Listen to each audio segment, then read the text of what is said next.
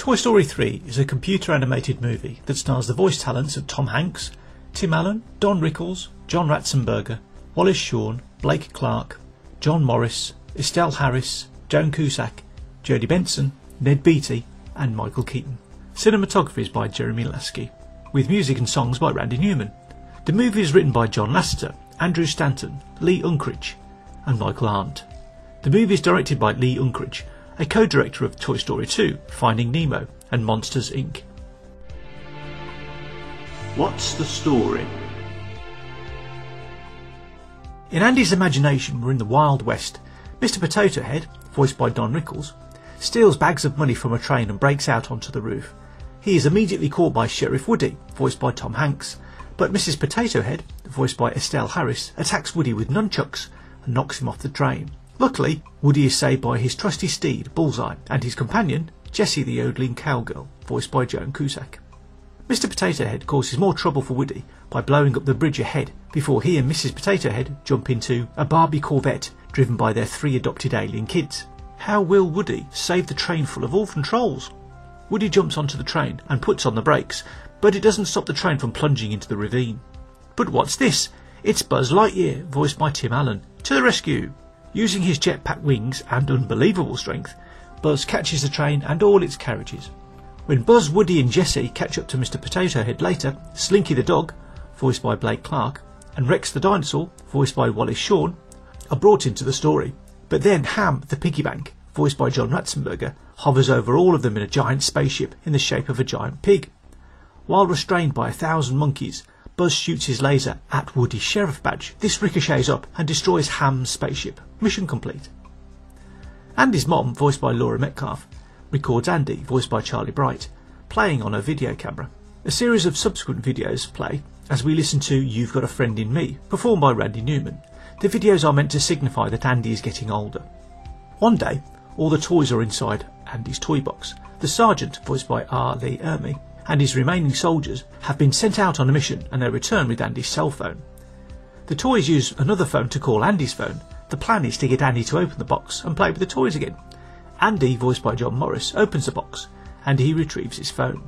But he's not interested in playing with the toys anymore because he's 17 years old. After Andy leaves, the toys face up to reality. Next week Andy will be going to college and the toys will most likely be put in the attic. With any luck they will be brought down again to play with Andy's kids when he has them. However, the sergeant and the other 2 remaining soldiers aren't sticking around. They fear being put in the trash, so they are jumping out the bedroom window with their parachutes on. Rex and everyone else then starts to panic about being thrown out. Woody tries to calm everyone down, but when he lists the toys they have lost along the way, such as Etch, Wheezy and Bo Peep, he doesn't inspire them with confidence. Andy returns to his room. Mom and his sister Molly, voiced by Bea Miller, follow him in. Mom marks a box for college and she gives Andy garbage bags for the garbage he wants to throw away. Mom then gives Molly a box marked Sunnyside and she tells her to donate some of her unwanted toys to the daycare centre. Sneaking a look across into Molly's room, the toys see Molly toss a couple of items into the box. This includes her Barbie doll. All the toys are shocked. I get the Corvette, whispers Ham to the other toys. After Mom leaves, Andy opens up the toy box. He puts most of the toys into a garbage bag, but he hesitates when he picks out Woody and Buzz. Woody gets the privilege of being put in the college box, whereas Buzz is put in the garbage bag. But it isn't as bad as it seems. Andy takes the ladder down from the attic and he starts to climb up with the bag full of toys. Unfortunately, he gets distracted by Molly and he ends up taking her Sunnyside box down the stairs for her.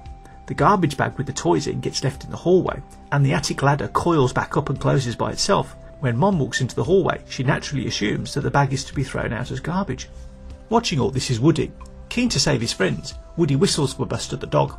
Unfortunately, Buster is old and fat, and he just lies down and goes to sleep. The next option for Woody is to pick up some scissors and to shimmy down the drain pipe.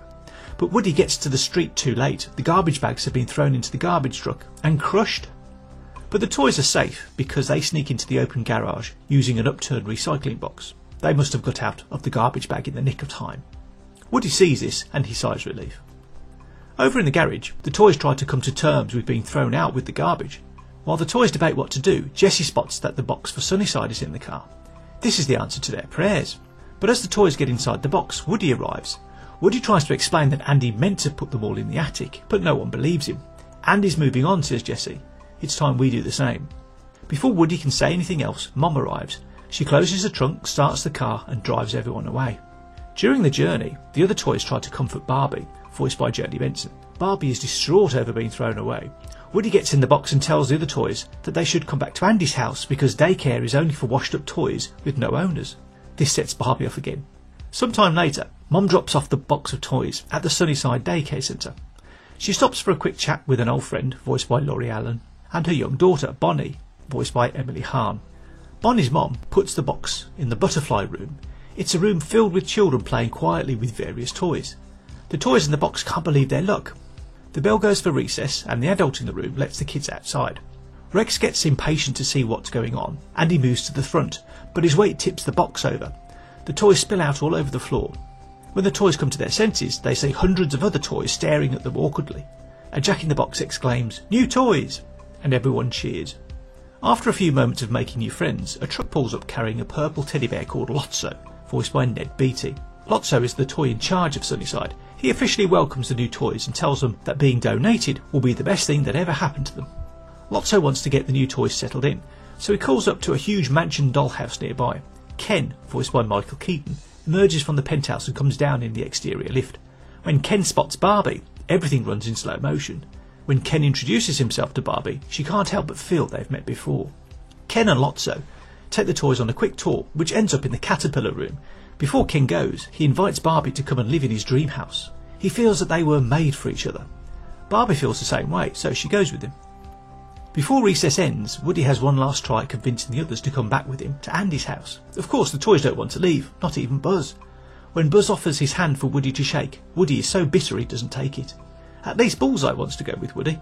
The problem is, without the other toys, Bullseye will be left alone in the attic, and Woody doesn't want that. He tells Bullseye to stay with the other toys. Woody slips into the hallway and hitches a ride on a cleaning trolley to the washroom. From here, Woody climbs out to the window. Up on the roof, Woody finds an abandoned kite, so he uses it to fly off the roof. Woody crashes into a tree and ends up bumping into Bonnie, who is leaving the daycare centre with her mother. Bonnie puts Woody in her bag and takes him home. Back in the Caterpillar room, Andy's toys are excited about the kids coming back in from recess. However, this sentiment doesn't seem to be shared by all the other toys in the room. They run and hide. And as well they might, because the kids are a nightmare. The kids do nothing but beat on the toys and abuse them terribly. During a brief respite, Buzz is thrown onto a window ledge. From here, Buzz can see into the butterfly room, and all the kids are playing sweetly over there. The realisation is that the kids in the Caterpillar room are too young for most toys, and this is why toys have age ranges. At her home, Bonnie introduces Woody to her toys at an imaginary lunch. There is a hedgehog called Mr. Pricklepants, voiced by Timothy Dalton, a unicorn called Buttercup, voiced by Jeff Garlin, a Triceratops called Trixie, voiced by Kristen Schaal, and Dolly, voiced by Bonnie Hutt. As Bonnie runs in and out of the room to go to the bathroom or get various items, Woody says hi to the other toys. Despite Woody having a great time playing with Bonnie, he feels that he must get back to Andy's house. After a hard day of playtime, Andy's old toys lick their wounds. Buzz agrees to have a word with Lotso, so everyone can be moved into the butterfly room, where they belong. As all the doors and windows are locked, Buzz uses his acrobatic skills to get to the window above the door. However, instead of going to see Lotso, Buzz decides to follow Ken and two other toys because they are acting suspiciously. Buzz watches them sneak into a snack vending machine, so he follows. Buzz finds out that Ken and four other toys are playing something like a roulette game and betting with Monopoly money, batteries and tokens. A purple octopus called Stretch, voiced by Whoopi Goldberg, wins the first game. After Buzz hears some derogatory remarks about his friends, he decides to leave. But a big baby doll stands in his way. Buzz is thrown in front of Ken and the other toys. "Take him to the library," says Ken in an evil way. In Bonnie's room, Woody leaves Bonnie in bed with her toys and he tries to find out where he is in relation to Andy's house. He looks at the address on Bonnie's backpack, 1225 Sycamore. The other toys wake up and ask what Woody is doing. They agree to fire up the computer and check a map.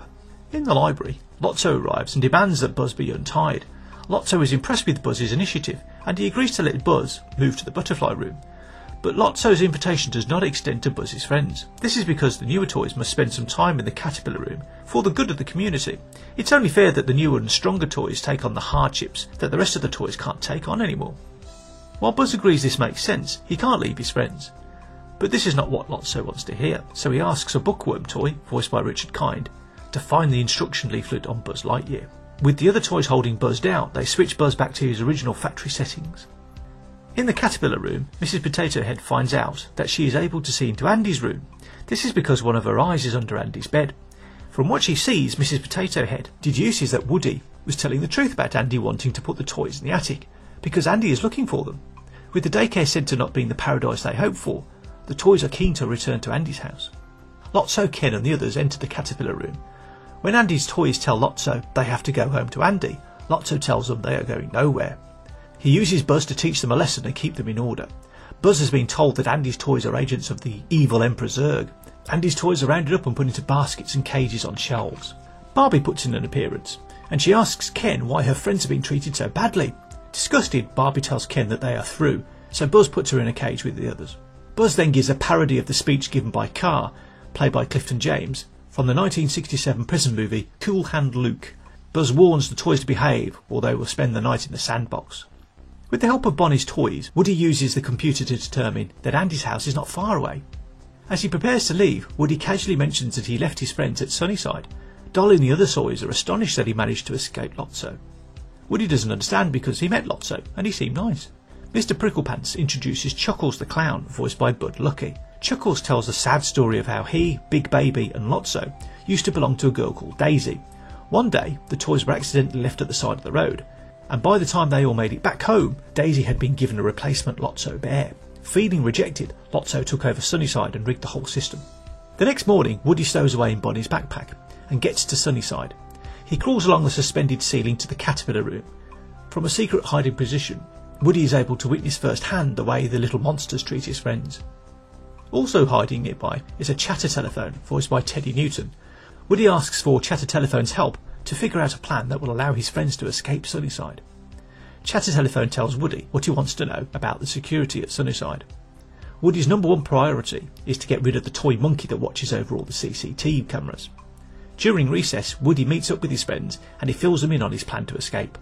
That night the toys go on assorted missions to tie up the monkey in the CCTV room and to get the key to the exterior door. Also, Barbie pleads with Ken until he agrees to let her stay in his dream house. Once there, Barbie ties Ken up and begins to rip up his collection of vintage clothes until he explains how Lotso changed Buzz. Once Barbie has Buzz's instruction manual, the toys pin Buzz down and change his settings. Unfortunately, Buzz is switched to Spanish mode, voiced by Javier Fernandez Pina. Once the toys assemble outside in the playground, Buzz spots Jessie and he falls in love instantly. Buzz romances Jessie by talking in Spanish and dancing the flamenco. The toys climb through the garbage disposal chute to get beyond the perimeter wall. But Lotso, Big Baby and some other toys are there waiting for them. Lotso gives Andy's toys an ultimatum: go back to the caterpillar room or be thrown out with the trash. At this moment, Ken decides to switch sides because he loves Barbie. Big Baby also switches sides. Big Baby picks up Lotso and throws him in a dumpster, but Lotso catches hold of Woody and drags him in. This is unfortunate timing because the garbage truck arrives and empties the dumpster into the back of the truck. All of Andy's toys also fall in, all except Barbie, who is saved by Ken. The garbage truck drives off. When more garbage is poured onto the toys, Buzz saves Jessie from a falling TV. Unfortunately, Buzz gets crushed, but this is actually a good thing because when Buzz is dragged out, he is back to his normal self. The truck arrives at the landfill site and all the toys are dumped onto a mountain of garbage. The first victims are the three aliens. They get sideswiped by a truck as they hop over to a giant claw machine. They perceive the claw to be their god. The rest of the toys are pushed onto a conveyor belt that leads towards a grinding machine. In an act of bravery, Woody and Buzz go back to help Lotso, who is stuck on the conveyor belt. Together they free Lotso, and they all avoid the grinder. But it's not over yet. The conveyor belt they jumped onto to avoid the grinder leads to a furnace. Everyone runs in the opposite direction, but they can't outrun the conveyor belt. Lotso climbs up a ladder. While he has the opportunity to stop the conveyor, he decides not to push the button. Lotso abandons the other toys and leaves them to get thrown onto the slope that leads to the furnace. The toys scramble as hard as they can, but they can't overcome gravity. The toys ultimately decide they can't do anything else, so they all hold hands and wait for the end. It has to be said that this is a particularly emotional moment in the movie, and the accompanying orchestral score is magnificent. At the last moment, a giant claw drops into the area, scoops up all the toys, and carries them to safety. Who is operating the giant claw? The aliens, of course. And what about Lotso? He fails to make it out of the dump because the garbage truck driver picks him up and straps him to the front of his truck as a mascot. A short time later, the toys sneak a ride back to Andy's house on a garbage truck and wash themselves off with a hose. After climbing up to Andy's room, they jump into the box marked for the attic. However, Woody gets another idea. He grabs a pen and writes an address on a post-it note. When Andy comes into the room, he finds the note. Andy drives to the address where Bonnie lives. Andy says hello to Bonnie's mother, who recognises him, and he then goes on to say that someone told him that Bonnie is really good with toys. Andy pulls out all the toys in his box and introduces each one to Bonnie. Bonnie notices that Woody is also in the box. "There's a snake in my boot," she says. Andy is confused as to how Woody ended up in the box. It's a tough decision to make, but Andy can see how much Bonnie wants Woody, so he hands Woody over. Andy and Bonnie spend the afternoon playing with Andy's toys and Bonnie's toys, and by the time Andy drives away later, he knows he has donated his toys to the right person. In the closing credits, we see what happened at Sunnyside afterward. Barbie and Ken are now running the show. Everyone takes a turn in the Caterpillar room, and there are equal rights for all toys. Emperor Zurg is donated, and the sergeant and his men parachute in for some playtime. Barbie and Ken send notes home to Andy's old toys inside Bonnie's backpack. Also, Jessie has developed a habit of playing flamenco music, which makes Buzz spontaneously burst into dance. The couple dances us out to a Spanish version of You've Got a Friend in Me. Issues. Why are there never any other kids playing at Andy's house in any of the home videos? Andy seems like a nice kid, so why doesn't he have any friends? When we see the toys make a phone call at the beginning of the movie, it suddenly dawns on us that toys sound just like us. So what's stopping them getting up to all sorts of trouble by making calls here, there and everywhere and impersonating humans? We also see Woody write and use a computer. This is an avenue that is never explored either. Are we expected to believe that a daycare centre does not already have dozens and dozens of Barbie dolls? The chatter telephone makes a big deal about how the monkey sees everything from his observation post. So why doesn't he see what the toys are up to in the Caterpillar room on the first night? And why doesn't he see Buzz slip through the window, run down the hallway and disappear into the vending machine? And why doesn't he see Slink jump out of his cage when Mr. Potato Head tries to escape? And so on, and so on. Review. Toy Story 3 is yet another satisfying addition to the franchise. It's witty, it's funny, it's dramatic, and it's sad. Watch it and you won't be disappointed. My rating, 94%. Hi, this is Mike Kendall, and thanks for watching my video. I'd like to know what you thought of this movie. Was it a hit? Was it a flop? Let me know your thoughts and rating in the comments section. You can also tell me what other movies you'd like to see reviews for. Please like and subscribe, and remember to hit that notification bell for all my new videos. Sharing these videos on Facebook and Twitter would help me out a lot. I'd sure appreciate it. Don't forget to check out the other videos on my channel. We're adding more all the time. I'm off to see a movie. You have a great day, and I'll see you in the next video.